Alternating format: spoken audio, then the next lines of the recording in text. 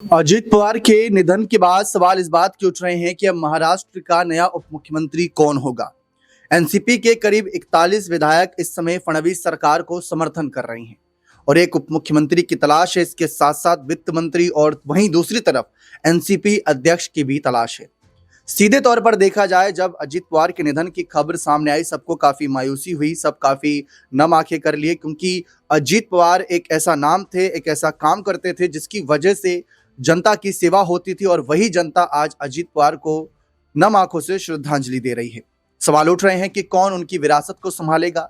क्या उनकी पत्नी सुनित्रा होंगी? देखा जाए तो ये बहुत ही आसान सा नाम है, सोच विचार किए बिना उनके नाम पर मोहर लगाई जा सकती है। लेकिन क्या वो अपने पति के निधन के बाद इस कंडीशन में है कि अभी महाराष्ट्र के उप मुख्यमंत्री पद को संभालें और आने वाले वक्त तक, जब तक फडणवीस सरकार है तब तक उस पद पर कंटिन्यू रखें, क्योंकि भारी लॉस हुआ है। एक ऐसा करीबी खो दिया जो हमेशा के लिए उनका जीवन साथी था और जीवन साथी ही उन्होंने खो दिया। तो क्या उस दुख से उभर पाई हैं? और अगर ऐसा नहीं है तो कौन सा दूसरा तीसरा नाम हो सकता है जिस पर विचार किया जा सकता है? जब मुखाग्नि देने गए थे यहाँ पर अजित पवार के दोनों बेटे, तो जिस तरीके से हाथ जोड़ा था, जनता का अभिवादन किया था, जनता जो भारी संख्या में आई थी, उनके दोनों बेटों ने भी एक संदेश दिया था कि हो सकता है कि उन्हीं में से कोई एक नाम हो। लेकिन फिलहाल पार्टी के अंदर भी कई ऐसे सीनियर नेता हैं जिनको लेकर चर्चा हो रही है कि ये नहीं तो ये जरूर हो सकते हैं। उन्हीं में से एक नाम मैं आपको दिखाने वाला हूं कि कौन हो सकता है, और वो ये नाम है प्रफुल्ल पटेल का। जी हां, प्रफुल्ल पटेल होंगे अजित पवार के उत्तराधिकारी। यहां क्वेश्चन मार्क पर भी ध्यान दीजिएगा, लिखा है या सुनित्रा पवार को महाराष्ट्र कैबिनेट में शामिल करने की मांग। तो ये मामला जब फंस रहा है तो महाराष्ट्र की राजनीति में नया खेला की सुगबुगाहट सुनाई दे रही है। पूरी खबर यह है कि महाराष्ट्र की राजनीति में सभी की नजरें पवार परिवार और फडणवीस कैबिनेट में फेरबदल पर है। खासकर इस बात पर अधिक चर्चा हो रही है कि महाराष्ट्र के उप मुख्यमंत्री अजित पवार के निधन के बाद नेशनलिस्ट कांग्रेस पार्टी की बागडोर किसके हाथ में होगी। एनसीपी के अंदर से आवाज उठ रही है कि अजित पवार की पत्नी और राज्यसभा सांसद सुनित्रा पवार को पार्टी अध्यक्ष एवं विधायक दल का नेता बनाया जाए। सूत्रों के मुताबिक अगर राजनीतिक वजहों से ऐसा नहीं हो पाता है तो एनसीपी के प्रफुल्ल पटेल को यह जिम्मेदारी मिल सकती है। सूत्रों के अनुसार है, कोई कंफर्मेशन नहीं है। इसकी एक वजह यह हो सकती है कि प्रफुल्ल पटेल की छवि एक रणनीतिकार और मुश्किलों को हल करने वाले नेता की है। एक और बात जो उनकी ताकत बढ़ाती है वह है दिल्ली से उनके शानदार कनेक्शन। इस बीच CNN न्यूज 18 को सूत्रों से बताया कि अजित पवार की प्लेन क्रैश में अचानक निधन के बाद महाराष्ट्र कैबिनेट में फेरबदल होने की संभावना है। एनसीपी उनके विभागों पर दावा करने की कोशिश कर रही है। सूत्रों ने यह भी बताया कि एनसीपी महाराष्ट्र के मुख्यमंत्री फडणवीस को एक लेटर सौंप सकती है। इसमें मांग की जाएगी कि अजित पवार के विभाग एनसीपी को दिए जाएं, क्योंकि ये विभाग पार्टी के कोटे में आते हैं। अब वहीं अजित पवार के निधन के समय एनसीपी के पास फाइनेंस, प्लानिंग और स्टेट एक्साइज डिपार्टमेंट का कंट्रोल था। पवार ने खेल और युवा कल्याण और अल्पसंख्यक विकास का भी अतिरिक्त प्रभार संभाला था। ये सभी पद अब खाली हैं। ऐसे में उम्मीद है कि एनसीपी इन पोर्टफोलियो पर दावा करेगी। वहीं सूत्रों के मुताबिक यूनाइटेड प्रोग्रेसिव अलायंस यानी यूपीए सरकार में नागरिक उड्डयन मंत्री 2004 से 2011 के तौर पर काम कर चुके प्रफुल्ल पटेल के सत्ताधारी और विपक्षी दोनों पार्टियों के टॉप नेताओं के साथ गहरे संबंध हैं। बीजेपी नेतृत्व के साथ उनके अच्छे तालमेल ने यह सुनिश्चित किया कि नेशनल डेमोक्रेटिक अलायंस यानी एनडीए में एनसीपी का अजित पवार गुट प्रासंगिक बना रहे। जब एनसीपी में फूट पड़ी तो प्रफुल्ल पटेल ने ही पर्दे के पीछे से कानूनी पेचीदगियों पर और चुनाव आयोग के साथ लड़ाई को संभाला था। तो हकदार तो यही बनते हैं। उन्हें शरद पवार के सबसे करीबी रणनीतिकारों में से एक माना जाता था, इसीलिए उन्हें शरद पवार की चालों की जानकारी भी थी। वे उनका मुकाबला करने में सक्षम थे। प्रफुल्ल पटेल को प्रभाव सिर्फ राजनीति तक ही सीमित नहीं, कॉर्पोरेट जगत में उनकी पहुंच जग जाहिर है। सूत्रों के मुताबिक चाहे चुनावों के दौरान पार्टी के लिए संसाधन जुटाना हो या गठबंधन सहयोगियों के साथ कड़ी सौदेबाजी करना हो, प्रफुल्ल पटेल को इस खेल का माहिर माना जाता है।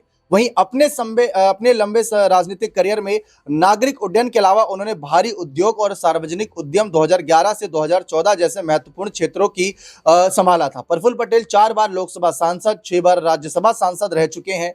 उन्होंने 10वीं 1991, 11वीं 1996 और 12वीं 1998 और 15वीं 2009 लोकसभा में भंडारा गोंदिया निर्वाचन क्षेत्र का प्रतिनिधित्व किया।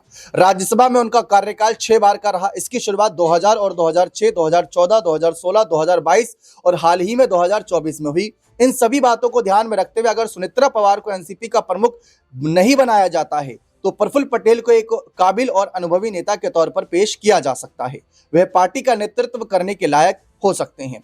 एनसीपी में कुछ ऐसे नेताओं ने सुनेत्रा पवार को उप मुख्यमंत्री बनाने का सुझाव दिया। हालांकि कुछ लोगों का कहना है कि प्रफुल्ल पटेल जैसा अनुभव व्यक्ति ही महाराष्ट्र के जटिल राजनीतिक समीकरणों में पार्टी का रास्ता दिखा सकता है। इस बीच अजीत पवार की विमान दुर्घटना में निधन के बाद एक दिन बाद उनकी एनसीपी के नेताओं ने उनकी पत्नी सुनेत्रा को राज्य मंत्रिमंडल में स्थान देने की मांग उठाई है। वहीं विपक्षी जो है लगातार ये मांग कर रहे हैं कुछ कि भाई शरद पवार की पार्टी के साथ इनका विलय कर दिया जाए, लेकिन अब क्या होगा क्या नहीं ये बात आप जानते हैं। फिलहाल सबसे ज्यादा नाम तो सुनेत्रा पवार का चल रहा है और उनके बाद प्रफुल्ल पटेल का चल रहा है कि प्रफुल्ल पटेल को आगे किया जा सके। तो ये चर्चा बहुत ज्यादा कह सकते हैं सुर्खियों में है। इसी मामले पर हमने अपने खास सहयोगी अमन सर से बात करी तो देखिए उनका क्या जवाब आता है। देखिए दीपक, जाहिर बात है कि प्रफुल्ल पटेल जो है वो अजीत पवार गुट के सबसे मजबूत और विश्वसनीय चेहरों में से एक रहे हैं और हर कदम पे हमने देखा है कि प्रफुल्ल पटेल अजीत पवार के साथ में कदम से कदम मिलाकर चलते हुए दिखाई पड़े। ऐसे में भी जब दुख की घड़ी सामने आई, जब अजीत पवार दादा इस दुनिया में नहीं रहे, उसके बाद भी हमने देखा कि प्रफुल्ल पटेल लगातार अजीत पवार परिवार के साथ में बने रहे, मजबूती के साथ में खड़े रहे और अभी भी ये कहा जा रहा है कि सुनेत्रा पवार के संपर्क में वो हैं, बातचीत वो कर रहे हैं। लेकिन अब यहां से आगे बढ़कर क्या देखा जाए, क्योंकि जिस तरीके से हम पूरी राजनीति को यहां पर देख रहे हैं महाराष्ट्र की, ये हलचल मचती हुई दिखाई पड़ रही, क्योंकि डिप्टी सीएम आखिर कौन बनेगा, अब पार्टी की कमान किसके हाथों में होगी, ये 2-3 सवाल जो है वो लगातार निकलकर सामने आ रहे हैं। ऐसे में क्या प्रफुल्ल पटेल वो नाम हो सकते हैं जिनके नाम पर सब आम सहमति बनाकर यहां मोहर लगाते हुए दिखाई पड़े, क्योंकि अनुभव के आधार पर भी कह सकते हैं कि प्रफुल्ल पटेल का नाम आगे निकलकर सामने आ सकता है। लेकिन अब इसमें कई चीजों को देखा जा रहा है कि प्रफुल्ल पटेल चूंकि मजबूत और अनुभवी नेता हैं, तो जाहिर बात है कि उनके साथ में भी तमाम जो पार्टी के नेता हैं उनका भी साथ रहेगा। अगर यहाँ प्रफुल्ल पटेल को दरकिनार कर दिया जाता है या उनके नाम पर विचार नहीं किया जाता है, तो हो सकता है कि यहाँ पर कोई बड़ा खेला होता हुआ भी दिखाई पड़े, क्योंकि जो खबरें सूत्रों के हवाले सामने आ रही उसमें यहाँ तक कहा जा रहा है कि पार्टी के अंदर 2-3 धड़े बनते हुए दिखाई पड़ते हैं। एक धड़ा ऐसा है जो बीजेपी के साथ रहना चाहता है, यानी कि महायुति में जो है अपनी दिलचस्पी दिखा रहा है कि उनके साथ बने रहना चाहिए। एक धड़ा ये कह रहा है कि भाई अजीत पवार गुट और शरद पवार गुट का विलय हो जाना चाहिए। वहीं एक धड़ा यह भी कहता हुआ कहीं ना कहीं दिखाई पड़ रहा है कि भाई प्रफुल्ल पटेल के नाम पर आम सहमति के जरिए मोहर लगाई जाए और डिप्टी सीएम का पद या पार्टी के अध्यक्ष का पूरी तरीके से जो कमान है वो प्रफुल्ल पटेल के हाथों में दी जाए। तो इस तरह की तमाम चर्चाएं इस समय महाराष्ट्र की राजनीति में चलती हुई दिखाई दे रही हैं और खासकर अजीत पवार गुट जो है उनके अंदर तमाम तरह की चर्चाएं चल रही हैं कि आखिर वो कौन सा नाम हो जिसके नाम पर अंतिम मोहर यहाँ पे लगती हुई दिखाई पड़े। अब क्या आम सहमति कह सकते हैं कि अजीत पवार गुट में बनेगी, क्या तमाम विधायक किसी एक नाम पर सहमत होंगे? कहीं ऐसा ना हो कि जो शिवसेना का हाल हमने देखा किस तरह से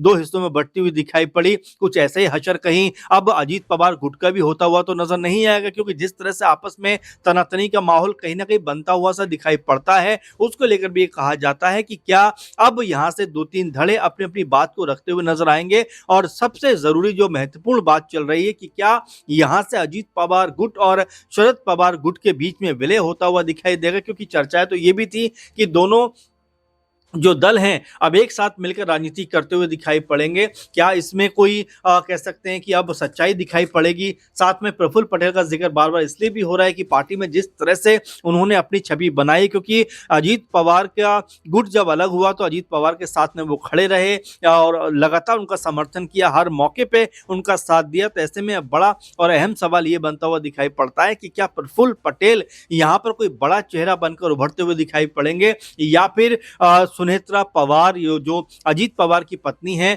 उनके नाम पर ही मोहर लगती हुई दिखाई पड़ेगी। तो ये तमाम ऐसे सवाल हैं जो लगातार इस समय मीडिया के जरिए, सोशल मीडिया के जरिए एक कह सकते हैं कि उभरते हुए दिखाई पड़ने, लगातार इस पर बातचीत का दौर कहीं ना कहीं देखने को मिलता है। अब अंतिम फैसला जब पार्टी की मीटिंग होगी, कार्यकारिणी की मीटिंग होगी, उसमें हो सकता है इसके ऊपर कोई पूर्ण कह सकते हैं कि फैसला होता हुआ दिखाई पड़े। लेकिन फिलहाल जो 2-3 नाम हैं इनके ऊपर चर्चा खूब चल रही है, जिसमें छगन भुजबल का भी नाम कहीं ना कहीं निकल के सामने आता है। इसके अलावा प्रफुल्ल पटेल का नाम भी सुनाई देता है। वहीं अगर परिवार की बात की जाए तो सुनेत्रा पवार और पार्थ पवार का नाम भी चर्चाओं में बना हुआ है। अब अंतिम फैसला क्या होता है? क्या महायुति में ही अजीत पवार गुट बना रहता है और क्या डिप्टी सीएम का जो पद है वो यहाँ पर सुनेत्र पवार को मिलता है या फिर किसी और चेहरे के नाम पे मोहर लगती है। इन तमाम अगर मगर की तमाम जो कहानियां हैं वो आने वाले दिनों में, जो सस्पेंस है वो आने वाले दिनों में खत्म होता हुआ दिखाई पड़ेगा। लेकिन फिलहाल